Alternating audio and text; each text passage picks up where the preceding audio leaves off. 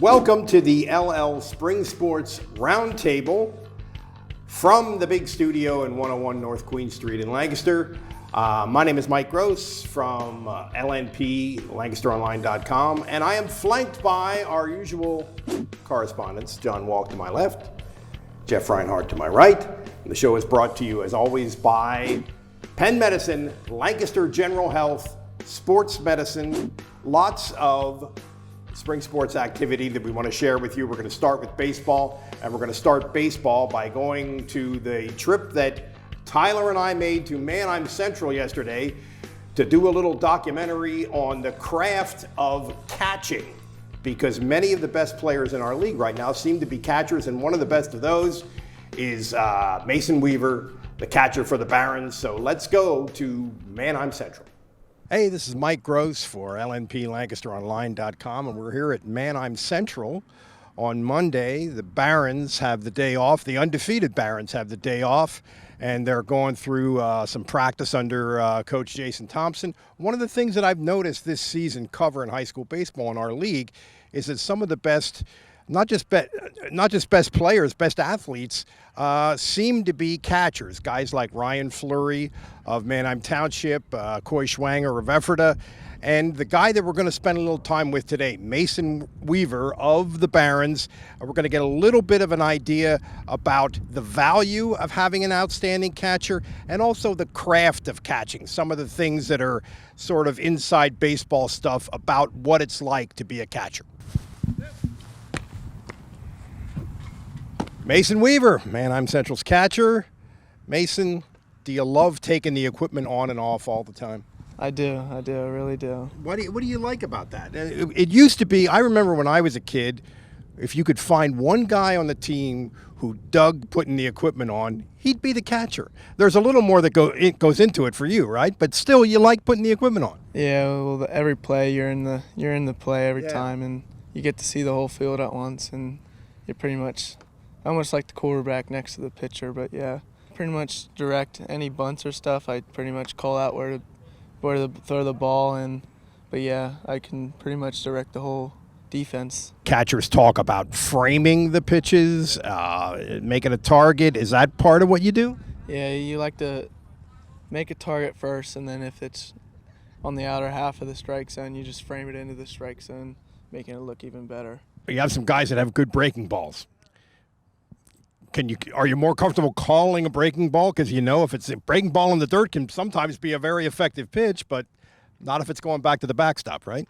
Yeah, I mean, that's probably one of the strengths of Mason right there, blocking a curveball in the dirt, which gives our pitchers confidence to throw it in the dirt. Just that confidence that he gives the pitching staff, and that is huge. What's it like having an elite catcher to deal with? It's super nice. I just can trust him to get in front of every ball. I like to throw my curveball in the dirt a lot, so it's pretty clutch, and it's nice to have him back there. There's another Manheim Central pitcher, Jared Murray. This guy has had 3 outings so far and has not allowed a hit yet. He was a JV last year, so tell us what it's like working step up in level with the catcher. We're not going to give him credit for the fact that you haven't allowed a hit yet, but it must be a factor, right? Yeah, I mean, I can trust him a lot. He frames it well. He gets some strikes for me. I really trust him on defense, too, if they're going to bunt. He's really reliable. And when I throw my curveball, maybe in the dirt, which could be more effective, I trust him to block it. What's possible for you guys this year? Excellent year last year, state semis. Yeah. Obviously your goal is to win the state championship, of course, but what are you realistically thinking about, and what do you talk about? But yeah, first we just like to take it game by game, and then but yeah, we're looking to go another deep state run or just playoffs in general. But yeah, we would really like the state chip this year, but yeah. Okay, we want to thank all the folks at Manheim Central for being so cooperative as we put that thing together yesterday, especially Coach Jason Thompson. The Barons have a lot to feel good about, though. They're undefeated, and things have been going pretty well. They should be cooperative. That brings me to some of the highlights of the last few days in LL baseball, and the man of the moment in that sport is a junior left-handed pitcher named Jared Murray for Manheim Central, who has thrown 16 innings, in 3 separate outings and has not allowed a hit yet. Wow. Pretty impressive. His last outing was a complete game no-hitter against a pretty good team, Donegal, and a team that had been undefeated to that point.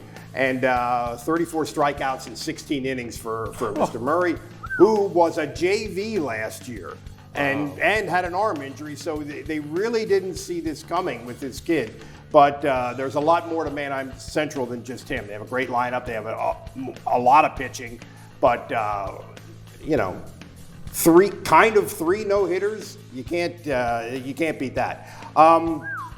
Friday, we're here on Tuesday. Friday was a big night, kind of in the league. In Section 2, excellent game. LS 3, effort of 2. LS scores 2 in the 6th to take the lead.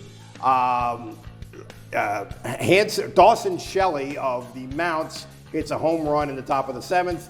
Effort ends the game with a runner, the tying run on second base, and LS wins it 3-2. Those teams are tied in the loss column in Section 2, but LS has a half a game lead because they had one more win. And another thing that happened last week, we've kind of been thinking that Lancaster Catholic is in cruise control in Section 4. Well, they went to Anvil, and cruise control kind of ended. The Dutchmen beat them 5-1. A 13 strikeout performance by pitcher Isaac Good. Wow. And a guy named Alex Lingle, whose dad is one of my old buddies, so I have to mention his name, but he deserves it in this case.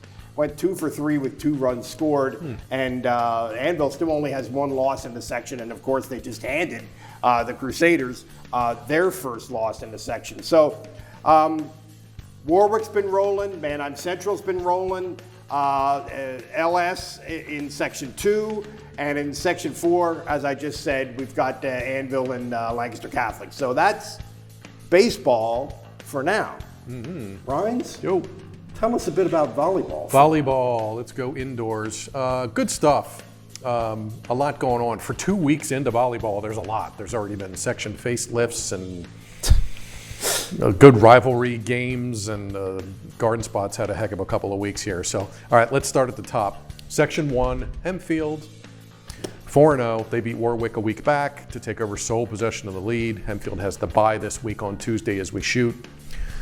And then they play Cedar Crest on Thursday. Falcons have been a nice story here. Not a volleyball powerhouse.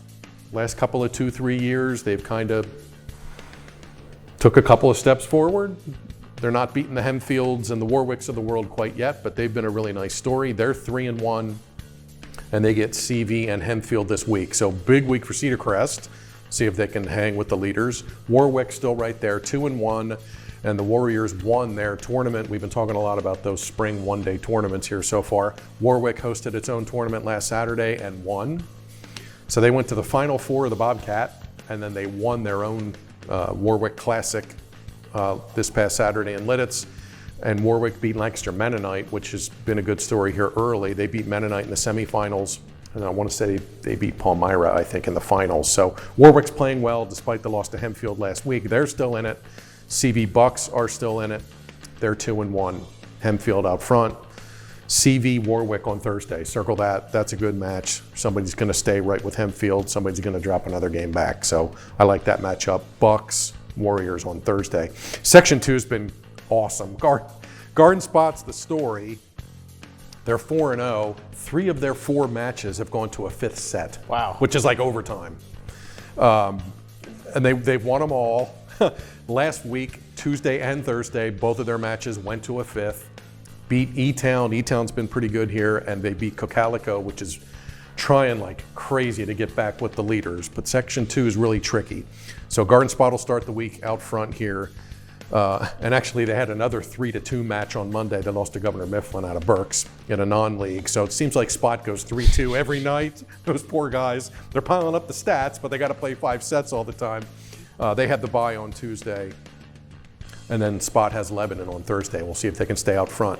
Meanwhile, right behind them, Mennonite and E-Town are both 2-1. I've seen Mennonite a couple of times. They're pretty good. Lost to Garden Spot 3-2 back in the opener.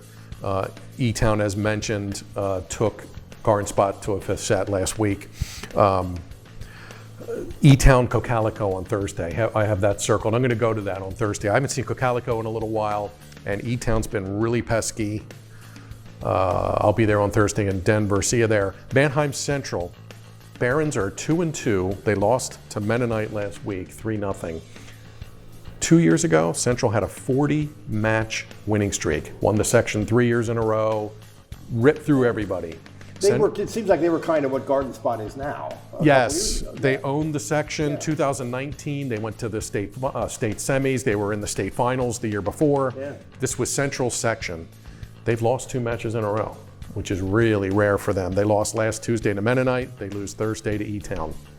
So the Barons at 2-2 have some work to do. And on Wednesday, they have a non-leaguer against York Suburban. That's the team they beat for the district title in 2019, but then lost to York Suburban in the state semifinals. So that's always a juicy non-league match. Tuesday, the Barons have Ephrata. We'll see if the streaking mounts. Ephrata's won. The streaking mounts, and that brings me to my next point here. A name to remember. Player of the week, Colin Weber from Ephrata. Had to step in for Jordan Book, who was just fabulous the last couple of years for Ephrata. Front row kid, blocks, kills, the works. He was great. League All-Star, dynamite player. Graduates. In steps Colin Weber.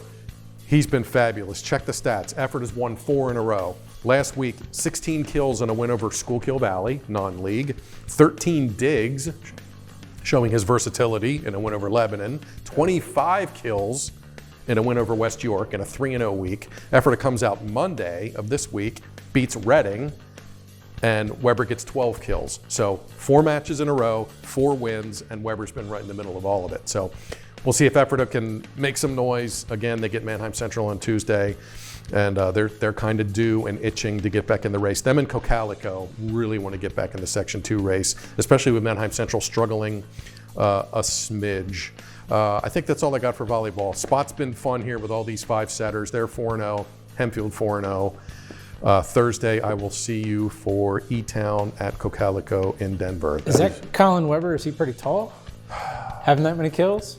Or is he just one of those guys that jumps high? 6 foot, yeah. Bigger guy. Looks like a front row guy. Looks like a middle hitter, outside hitter type kind of guy. I don't think he jumps out of the gym like Book did. Yeah. But a solid player. That's another thing I love about volleyball. It's like you don't have to be the tallest, and these guys just work on their hops, man. And by the time the spring season rolls around, they can just get over that net. It's amazing to just sit and watch the athleticism of the front row guys. And to watch that all spring and just see how these guys jump and get up. And I'm sure they can all dunk a basketball, whether they play basketball or not. But absolutely. So far so good here with volleyball. Long way to go. 2 weeks in of section play. It's a long way to go. Yes.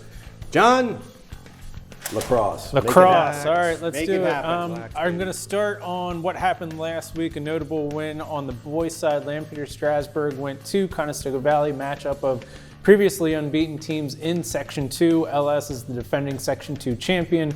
Back and forth game at the start. LS pulls away, hangs on down the stretch for a 9-7 win. Get this, combined 16 penalties by the end. CV lost one of their starters to injury. He returned later on in the week, but just super physical game. Probably the most physical game I'll see all year. So LS takes control in Section 2, and that's a Pioneers team that returned all but one starter coming into the year, and they look dominant. They come into the week at 7-0 overall, 5-0 in the league. So keep an eye on LS boys in Section 2. Coming up later in the week, Wednesday night is the big showdown. Boys lacrosse, Manheim Township goes to Hempfield. Nice. These teams have split their last 5 meetings. Hempfield has the edge there, 3-2 going back through 2019. So first of more than likely at least 3 meetings between these clubs. This one's at Hempfield Wednesday night, and then Thursday I'll also be at this one. Lampeter Strasburg going to Penn Manor. Used to be called the Backyard Bash, now called the annual Whitey game, played in memory of Ryan Whitey Weitzel. 2008, Ryan passed away, bout of cancer. He was only 18. He was a former LS lacrosse player. Hours after his funeral, they go and play this game. And it ended up being this epic clash. And ever since then, they've called this the Whitey game. So those are 2 notable games on the boys' side. We have some big-time matchups coming up on girls later in the year, later in the season, I should say. This time next week, I'll be chatting about that. Speaking of which, girls at this point coming into the week, Manheim Township, Lampeter Strasburg, Hempfield, all 5-0 in the league. Manheim Township 8-1, LS is 6-1, Hempfield 7-1. Again, we got to wait until the next week or two before those teams to kind of start clashing against each other. Speaking of Manheim Township, the Streak girls enter this week with a 95-game LL regular season win streak. Sheesh. If they get to 100, it'll come against Lampeter Strasbourg in about 2 weeks' time. I'll be at that one. And by the way, they've also won 22 straight LL tournament games as Manheim Township. So you add that up, they're close to like 120 straight wins in the league, Locally. both regular season Wow, and league. that's awesome. Just want to give a shout out to these 4 players as far as top performances. Cocalico Danica Souter, 11 points last Friday, 9 goals, 2 assists against Country Day. LS girls, Rowan Kimmel, the younger sister of Kelsey, who's now at Penn State. Rowan's going to end up playing at Navy eventually. She's only a junior. She had 10 points last week against Conestoga Valley, 6 goals, 4 assists. And then on the boys' side, Max Grube is probably going to be your player of the year there. Going to Penn State, he had 11 points against Warwick, 6 goals, 5 assists. Wow. Not only does he put up a lot of goals, he gives up, he dishes out a lot of assists. So you like to see that from that type of player. And then Penn Manor's Isaac Nafziger, we've heard a lot of that guy in football season. He's a equally, probably even better lacrosse player. 10 points last week against E-Town, 9 goals and 1 assist. So all those 4 names worth mentioning, kind of keep an eye on moving forward. Nice. Does the Township kid from years back still have the goal record? His name escapes me. I covered him years Grayson ago. Saladay is who we're Did thinking he? No, it was before No. him. He had 500 Zach Diamond, goals. Something. I know who you're talking about. I Yeah, think 500 goals. I just Yeah. missed him. I think I was interning at a local TV station when he was Okay. playing, but I know who you're talking about. I covered the kid. but I remember when he got his 500th. I Right. covered the match. Is that And with still the D1. record as far as you know? That, as far as like all-time career or program, I'm still very much digging through that because Okay. record keeping wasn't all that great, and Lax Power went by the wayside a few years Well, back. if somebody else has more than 500 500, goals, we want to hear about it here on the LL Spring Well, Sports. for what that it's worth, seems surreal. We know your girl Hannah Custer, who you guys loved last year, had more than 300 career goals by the end, and that was, with a pandemic-limited 2019, or 2019 didn't happen. That's right. Anyways. She might have had 400. All right, softball. Softball. We're relying on the estimable Dave Field to Burn for this. Softball's been pretty wild from what I've been able to glean. But I have a little bit of some crazy stuff, interesting stuff, and some crazy stuff. Section 1, Penn Manor's been rolling, scoring a lot of runs. Surprise. The run prevention part of it, they seem better at this year than they were last year. And they're undefeated in the section, and everybody else in the section has at least 2 losses. Oh, boy. So they're kind of in Cozy. control of that race. Section 2, Solanco so far undefeated. There are 3 with 1 loss, including defending state champion LS in that one. Section 3, the Vikings. Nice. Little bit of a Lebanon County theme here.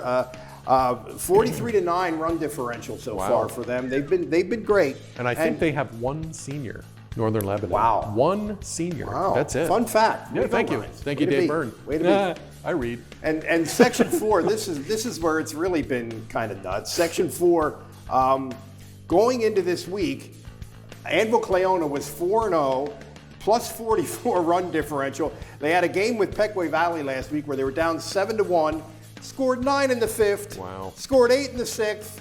They win mercy rule, Wow. 18-8. And but I said going into this week. Yesterday, Monday, Cara Bicyker of Donegal shut them out, 3-hit shutout, 18-0. Donegal over Anvil. But Anvil is still leading Section 4. I want to mention a couple. This is one of those things, we talked about this a lot in basketball season. Very, very good, very young players. I want to mention a couple of them who popped a little bit to me. Gabby Smith, a freshman pitcher for Elko, 17 strikeouts and a 2-hit shutout the other day. Nice. And Ephrata has a sophomore, Maddie Russell, who's hitting .667 with 4 home runs and 11 RBIs already. So there's your softball update. What do we got? Track and field, tennis. Where are we going, John? Track and field, I'll give a shout out to our do-it-all freelancer, Mr. Steve Navaroli, cancer survivor, by the way. He does it all. He's an awesome guy and does a great job covering track and field for us. So thanks to Nabs for a lot of this information. Check out his notebook this week, track and field. He starts off talking about 2-year captain at Garden Spot named Brenna Kelly. who last week won both the 100 and 300 hurdles and the high jump in a very tight meet against Section 2 frontrunner Ephrata. And by the way, Miss Kelly is the reigning LL 100 hurdles champ and is off to a good start for an up-and-coming Garden Spot team. Coming up, things to watch in track. By the time you guys will have watched this, go check out the track and field page on Lancaster Online to get the results from these 3 top matchups. LS goes to Ephrata, both top 2 in the section. In Section 2, both boys and girls. McCaskey goes to Warwick. On the girls' side, Warwick is 2-0, McCaskey's 1-0, so top matchup there. And then Elko goes to Lancaster Catholic. Both those teams last year were the top 2 teams in Section 3. So Tuesday, by the time you guys will have watched this, we'll really kind of decide as teams kind of start separating themselves here in the early going. Skipping over to boys tennis, shout out to Phil Glatfelder, our copy editor who picks up boys tennis for us. Thanks to him for these notes. As far as notable matchups coming up here, Wednesday, Hempfield goes to Cedar Crest. Hempfield on Monday night lost to Manheim Township 4-3. So as a result, coming in to this, I guess what Tuesday night would have been, Crest is 3-0, Hempfield's 3-1, Manheim Township's 3-1, all in Section 1. So Hempfield goes to Crest on Wednesday night, so that'll decide some things there in Section 1. And then Thursday, a top matchup in Section 2 as Cocalico, 5-3 overall, 2-0 in the league, goes to Conestoga Valley, 5-2 overall, 3-0 in the league. And then skipping back a day, Wednesday night, by the time you guys watch this later on today, this match will happen. Lancaster Country Day in Section 3 will host Pequay Valley. They're the top 2 teams in Section 3 there, and both have done really well on the state level going back the last few years. Yes. And oh, by the way, a week from Thursday, the LL League tournament in boys tennis will begin.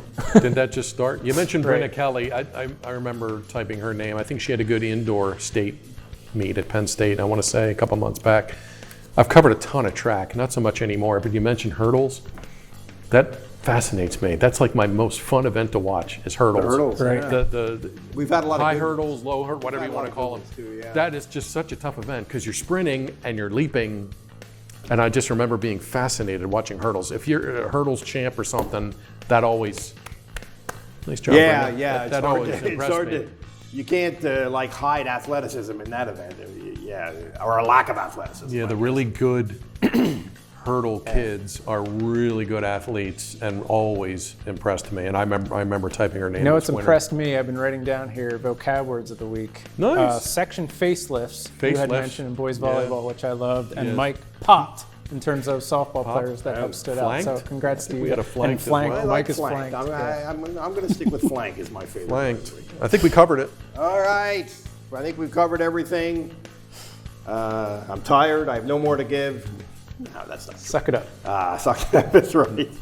All right, gang. This has been the LL Spring Sports Roundtable brought to you by Penn Medicine, Lancaster General Health, Sports Medicine for Jeff Reinhardt, John Walk. I'm Mike Gross, and we will see you later.